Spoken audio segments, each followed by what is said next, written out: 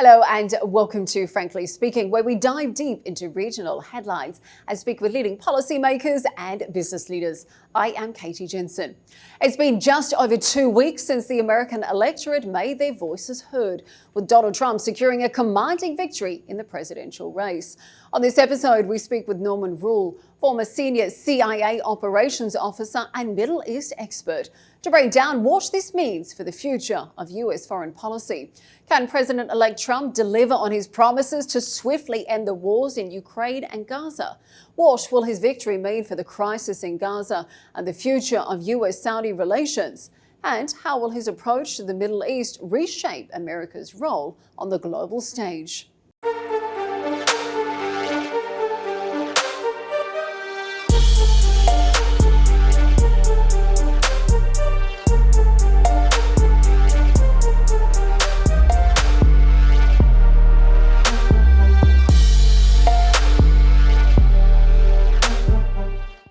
Mr. Roule, thank you for joining us once again on Frankly Speaking. Great to have you back on the show.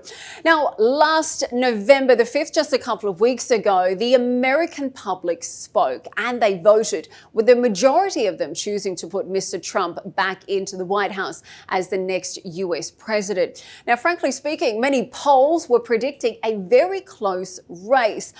Were you then surprised by the outcome? And what was it, do you think, that gave Mr. Trump such a majority win?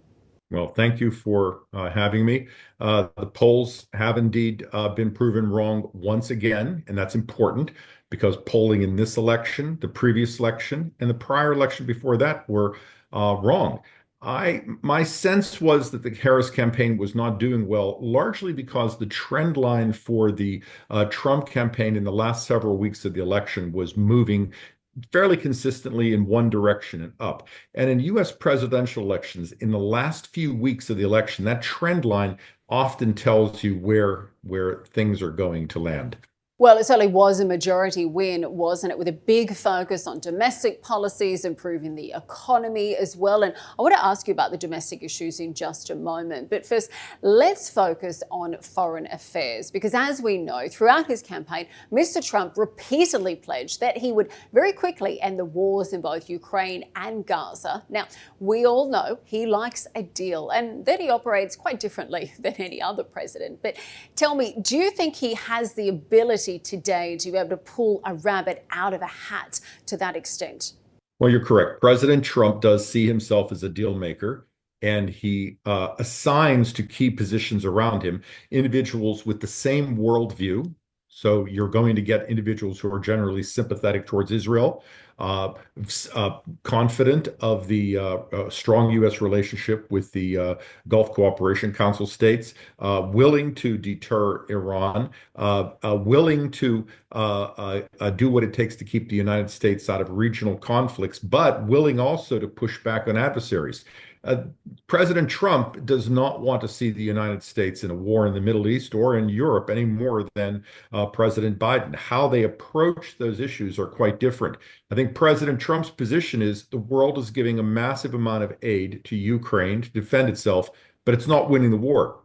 Does this conflict just go on forever? Is that the plan?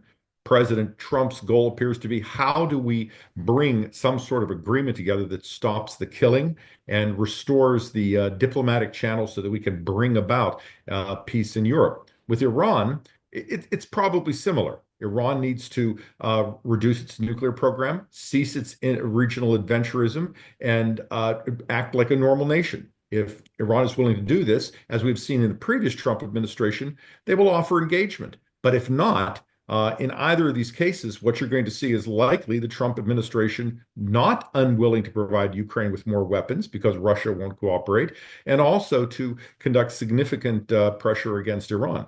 Well, let me ask you a little bit more on Ukraine there, because I think the big concern is that, frankly, we saw America give Afghanistan back to the Taliban. So is there not a big concern for many Ukrainians and Europeans who have invested so much into this war that Mr. Trump and his policies risk prioritizing Russia in a deal and then essentially forcing it upon Kiev, the EU, as well as NATO too? Well, to be clear, I supported extending the U.S. and international presence in Afghanistan.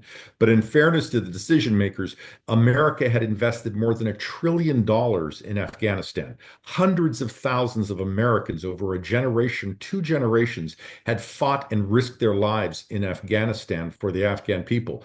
At a certain point, it is not unreasonable to say it's up to the Afghans to build the direction of their country. But as I say, I think the international community of the United States should have stayed. If you take that to Ukraine, the Trump administration's position is going to be if this is an existential issue for Europe, then it must act accordingly. And there are some countries in Europe which still will not meet their NATO obligations. The Trump administration's position is going to be, not unreasonably, if this is existential for us and we must participate accordingly, why isn't it existential for you? Within Ukraine itself, this is a costly, bloody war. They've lost many of their people to Russian aggression. This is a criminal invasion of another country. That said, if you're interested in stopping the violence, at some point, all wars come to a diplomatic solution. They may not be attractive, but that solution is needed. I think the Trump position is going to be, where does this end? And is it just an endless black hole of money and blood to keep things going? Certainly no easy answers there. And it was interesting, of course, Mr. Putin came out and endorsed Vice President Harris. But of course, there is the big concern that Mr. Trump is ready to end the war in Ukraine, potentially at what cost we don't yet know. Let me ask you. If I could just add one more point on President Trump, it is true that many will say that he has an unusual approach to President Putin. But in fairness to the Trump administration, the previous administration, they were the toughest administration in at least 30 years, if not ever, against Russia. They pushed Europe to increase its expenditure in NATO. Russia certainly wouldn't wanted that. The Trump administration and the president himself pushed Germany to cut its economic ties with energy with Russia. And last, the United States led a highly successful effort to expel hundreds of Russian intelligence officers from around the world. So if it is fair to say that President Trump seeks a relationship with Vladimir Putin to reach a deal, it is also fair to say that he is has one of the toughest tangible approaches to Russia we've seen in many years. And I think that's going to continue. So you are expecting a more aggressive approach to Russia again, of course, because Mr. Trump has also come out very blatantly and many times blamed President Zelensky of Ukraine for the war. But you're expecting another similar aggressive approach to Russia this time, you say, even more. I think we should expect President Trump to look for a deal, to look for peace, to look for each side to make concessions, to look for a way the United States can help, but he will protect American interests just as he did in 2016. The rhetoric will be unusual for many and not part of traditional diplomatic discourse. And of course, that will unsettle people. But in Ukraine itself, and again, I have been a supporter of providing U.S. aid to Ukraine. They need to finish the job, or this becomes an endless conflict, and the Trump administration won't support that. Well, let's focus on the question that has no easy answer, and that is Gaza. Now, many Arab Americans voted for Trump in retaliation for the real failure of the Biden administration to contain the escalating situation in the Middle East. And now there's a real worry that many Trump nominees for senior positions are very pro-Israeli, and that Mr. Trump's policies might actually end up worsening the situation rather than resolving it. Tell me, is that something that you're concerned about? Well, it does. But again, in fairness, I think we need to unpack that. It is certainly true that many of the Trump senior designees are openly pro-Israel, but their rhetoric as to what they would do to support Israel is no different than the Biden administration itself. What I do think we can look forward to is the Trump administration is not looking to involve the United States or Israel or the region in an endless conflict in Gaza. If there is a difference between the Biden approach and the Trump approach, I think the Trump approach might be more of to the Israeli government, do what you feel is necessary, but do it efficiently, humanely, and quickly. We're not looking to support Israel for an endless war there itself. Now, this said, the answers to this conflict are simple if complicated to achieve.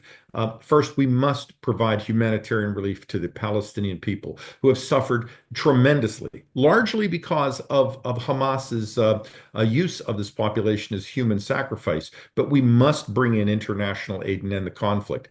But at the same time, we must end the role of Hamas in threatening Israel. It's not unfair that Israel seeks the security to prevent another repetition of October 7th. This leads to the issue of a two-state solution.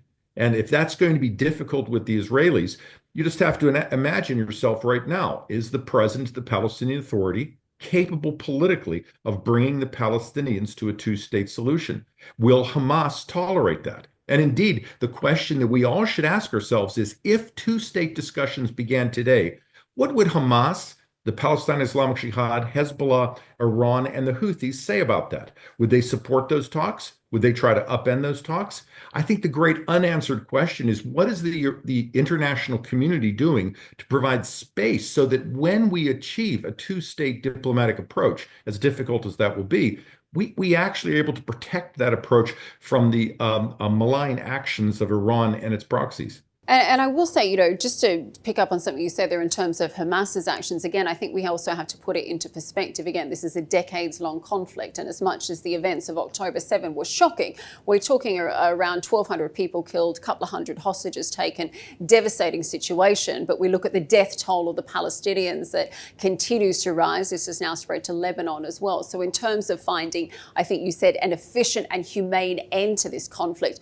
so far, I would say Israel has not necessarily proved itself capable of that. So let's focus specifically on Lebanon. And I think that many observers are torn between comments made by people like Biden's advisor, Amos Hochstein, who says that peace is within grasp. Now, this is in dramatic contrast to someone like Michael Freund. He was Mr. Netanyahu's deputy director of communications. And in a recent Jerusalem Post column, he said that the border between Israel and Lebanon is entirely artificial and created by European colonialists. He said actually that that specific geographical area belongs to Israel. Tell me, what are your sources telling you about Lebanon? So there is much harsh rhetoric coming from all sides.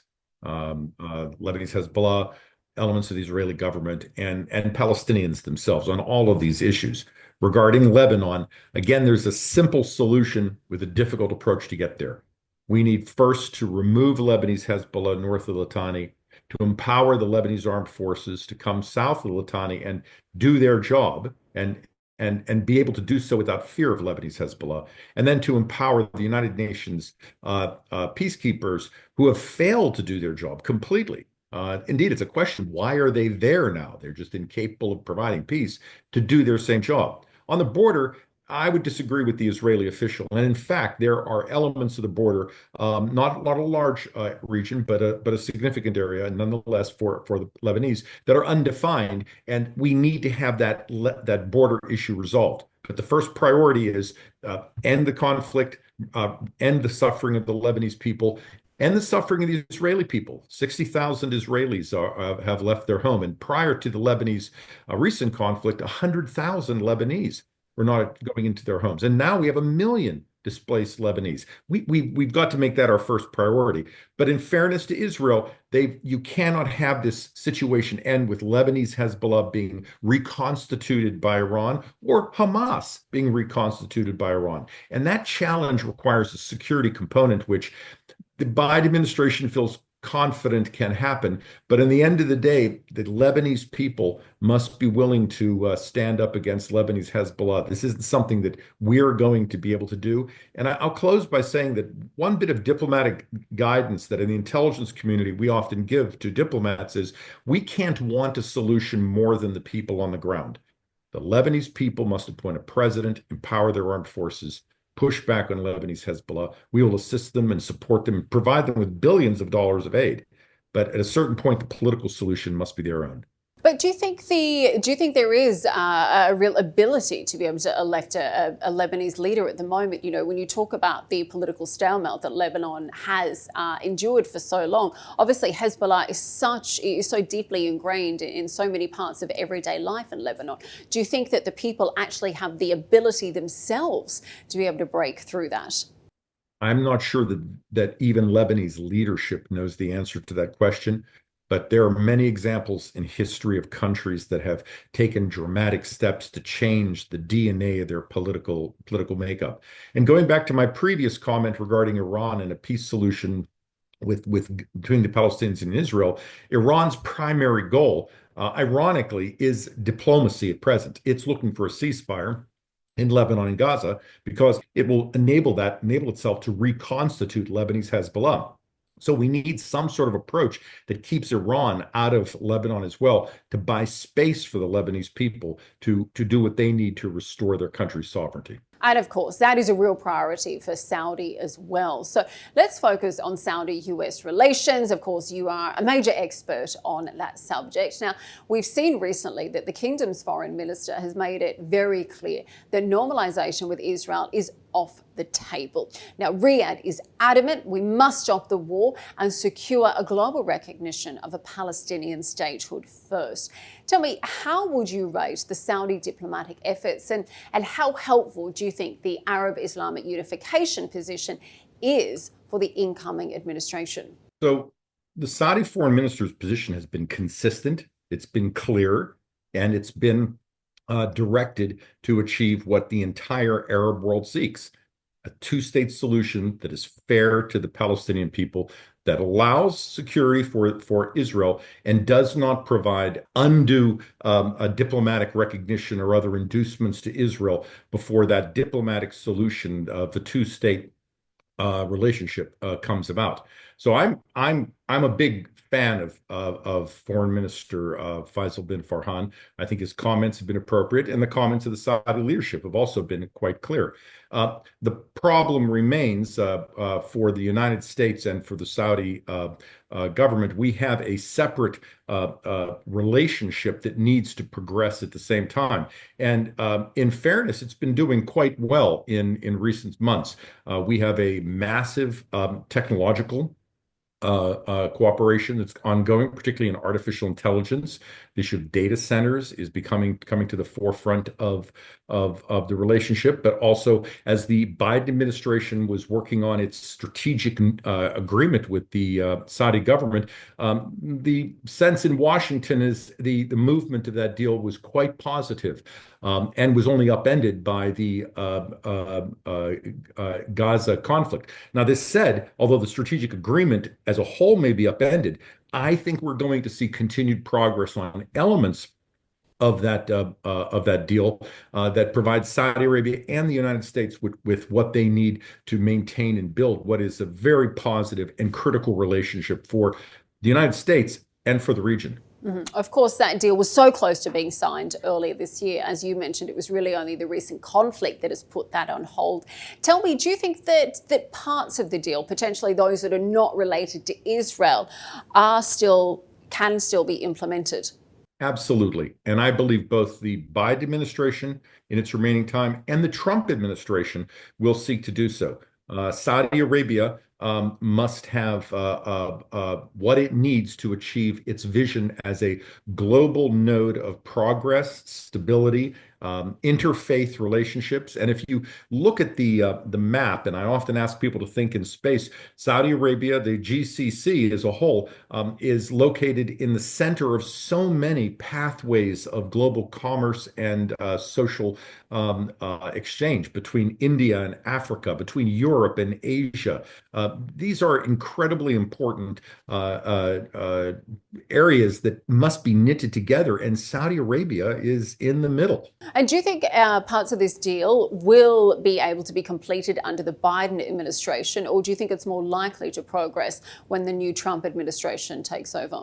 I think it's likely that you're going to see continued progress on green energy, on artificial intelligence issues, on cooperation in Africa, which is very important for the stability of the region. And of course, our engagement with Saudi Arabia as a focal point for the Organization of the Islamic Conference for the Muslim World League, for the Arab League, and other organizations. I think you're going to see continued progress in those areas as well in the Biden administration's last few months. Now, when the Trump administration comes in, it has all the reason in the world to continue Saudi Arabia's stabilizing role, Saudi Arabia's central role in trade and communications and energy in the international community, Saudi Arabia's relationship with the United States on artificial intelligence. And indeed, I predict, and I shouldn't do that because even in my old job, intelligence officers should never predict. I predict the artificial intelligence engagement between the United States and Saudi Arabia will be one of the most consequential and impactful relationships in the history of U.S.-Saudi ties, going back to the energy discoveries of the 1930s. Wow, incredible. And of course, our Middle Eastern leaders and Mr. Trump enjoyed a close relationship previously, and we are expecting that to continue and progress.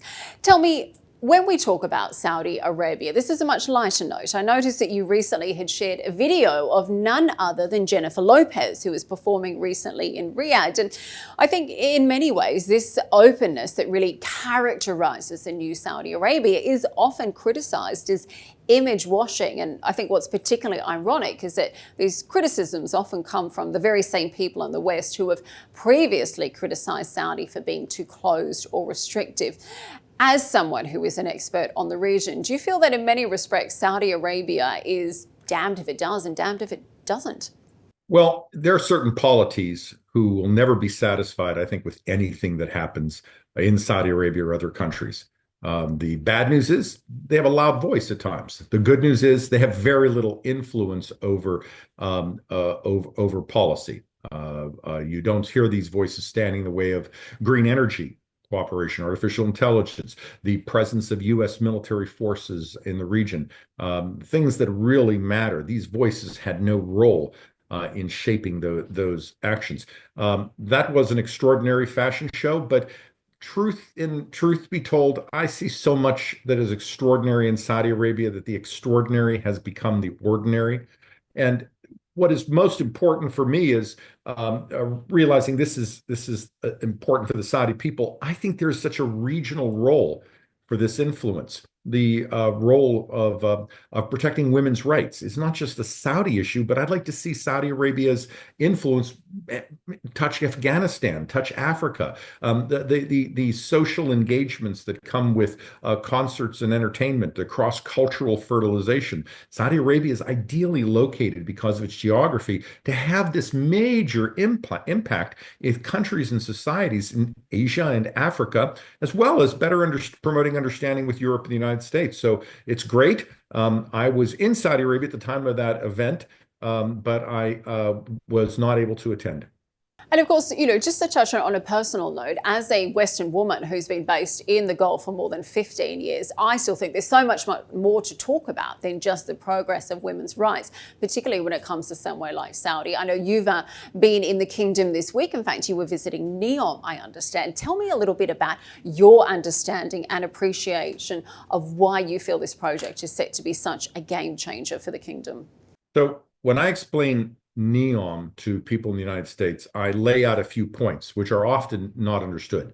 First, Saudi Arabia's population is growing rapidly. Anybody who has been in Riyadh for the last decade has watched 1.5 million people suddenly appear in the city. Now, the kingdom is doing great work with the subway system and other facilities, but nonetheless, the kingdom is going to need a new city. And that's important. The second issue is I ask people to look in space. Just look at the concept of a map, and you see Europe, you see Northwest Saudi Arabia, you see Riyadh, Jeddah, you see the Emirates, maybe Oman, Bahrain, and then you move on to Asia itself, India and Asia. Neom is 90 minutes from Athens. It's about 60 kilometers from the Suez Canal. It's part of an area that includes Sharm el-Sheikh and Petra. And then, as I say, it has an airport that can connect to Riyadh and these other locations. So you're building a chain. Last, if you're looking for security for communications, for energy, for transport, having a port or other facilities in Neom allows you to avoid the risk associated with the Red Sea itself. Those are all very, very important. Where the kingdom, I think, is doing something that is incredible and often promotes doubt in the West is if you talk to the leadership of Neom about the various programs, And some of the programs are ahead of schedule. Some will fall behind as they moderate and rather modulate their programs to match technologies. So much of this has never been done before anywhere in the world. And Saudi Arabia could create a new city tomorrow, pour concrete, build buildings, do the same thing. It's building a city that is meant to be carbon zero or carbon negative. It's building a port that will transform Oxagon, the port, through with 1.5 million containers capacity, transport trade in the region. But how you do this with technologies that simply have never existed, it's hard, and therefore I expect delays. When people talk about the line, which is often how Neom is described in the West, I tell them first, Neom is the size of Belgium or Massachusetts. Only 5% of the territory can be developed, and I think they've mapped out about 4%. The concept of a line city is not new. It's a 19th century Italian concept, and indeed, Manhattan itself is a line city. The only difference is in Saudi Arabia, it's folding up the edges of those lines to form sort of a U, and that's novel and extraordinary and requires some very new engineering and new and environmentally friendly procedures. But if you speak to the leadership of Neom, you speak to the heads of the various programs, you sense not only their excitement, but their attraction to these challenges. And these are people from a variety of countries who are dedicated to working there. Last, when people talk about Neom, it's got about 5,000 employees, but about 200,000 people live there. It's got an active hospital. Babies are being born in Neom. They will have Neom on their birth certificate. You've got a functioning airport. You have Safeways. The city itself is starting to appear, but it will grow organically over time. I have no doubt it's going to succeed. It will be amazing, but it may not succeed on the schedule that some might hope. And of course, these huge giga projects, they take time when we're doing something that has never been created before. But of course, on this program, you have previously criticised the kingdom for not doing enough to be able to really share its narrative and to stop, and allowing falsehoods to spread. Tell me, what more do you think can be done, in your opinion? So it is not my place to criticize the kingdom, but I will make a comment and say that programs such as this, perhaps with better guests, and explaining the kingdom in English to the international community is critical. When you're looking at the news, the editorials of the Arab news, this program that you so professionally execute routinely, I just want more of it. And I think the world needs more of it, not just to understand what the kingdom is doing in and of itself, but how those ambitions will shape the global society and the global economy. Understanding Saudi Arabia's investments in green energy, along with those of the United Arab Emirates, it's critical to the future of the planet for developing countries, for the global north and the global south. Understanding how entertainment connects Europe to Asia, it's going to shape how people move in the world. That can only be done with more information being put out. And the Arabic language is beautiful and it is extraordinary, but it is difficult for many Americans. And it would be great if we had an English language channel to give the Saudi and Arab perspective, as the Arab news does, and Well, you do, watch with this every space. one of your events. I'll be sure to pass your message on to our editor-in-chief, that is for sure.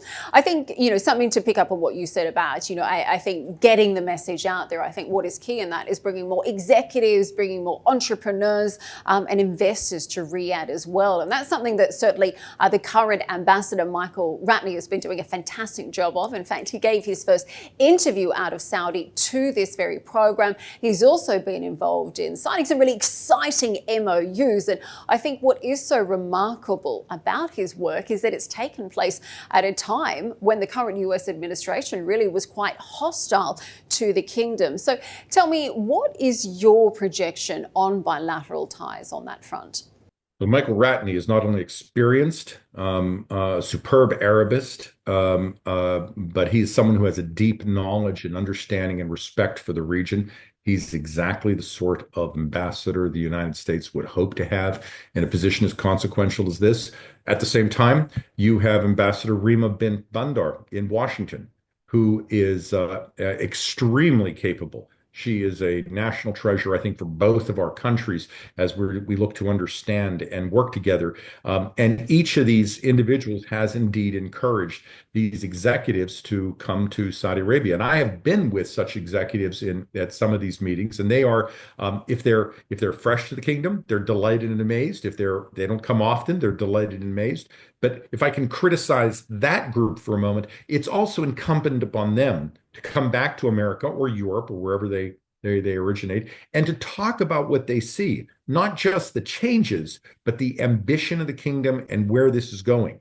Because the success that we all hope to achieve is not a business deal. It's a partnership on the broader ambitions of the kingdom and the United States for regional stability and progress. And we rarely have an opportunity in history to work with a country that is doing what Saudi Arabia is doing today. And certainly there's been tremendous progress on both sides. We see such a different position from Mr. Biden in the early days threatening to turn Saudi Arabia into a pariah state. Certainly a very different position we're in today. But final question, if we can focus on domestic US politics for just a moment. Now, I think for far too long, America has been divided in an unprecedented way. Do you see that the Trump 2.0 administration is now more able to bridge that gap? Do they risk widening it more than ever? And what do you make of some of his appointments so far? Particularly, we've seen a rather unusual role for Elon Musk emerging. I think President Trump has a worldview that he seeks in those individuals around him. And Elon Musk has been highly successful doing things that many people thought was impossible, with far less resources in some ways than people thought were possible. What he's done with X, he reduced the staff. What he did in the space programs was with less resources than possible. He's willing to accept failure and risk in doing these things. That's, if I may say, that's a very American approach. A problem that's just solved by throwing a lot of money at it may not be a problem, but a problem solved by imagination and innovation is needed. The U.S. government is large. Not my place to criticize how that works, but large isn't always better, and reducing the size of the U.S. government is something every administration should look at. Our society is changing. It's younger. It has different views. It gets its information in different ways. And going back to my point of I need you 7 hours a day on an international television station, frankly, as an anchor, putting these stories out. Because if not, our society will draw that information from sources that echo their own views, but don't actually build the worldview that we need. I'm not sure President Trump can overcome that. But he has an opportunity to do so. And for Saudi Arabia, as part of this broader dynamic, it basically becomes the narrative of success. I should close by saying that Saudi Arabia was not mentioned in the last election. And that's probably a good thing, because you want elections to be on domestic issues. When a foreign country is named, it's done for political reasons. And I think the lack of any role of Saudi Arabia in the elections tells you that both sides of the political debate see Saudi Arabia as the solution, not the problem. Certainly a very different stance to President Biden when we saw him several years ago vowing to turn Saudi into a pariah state. Certainly is a very different feeling, I think, towards the kingdom these days. But Mr. Roule, thank you so much for joining us. Great to have you back on the program again, and we appreciate your insights. Thank you. Thank you very much.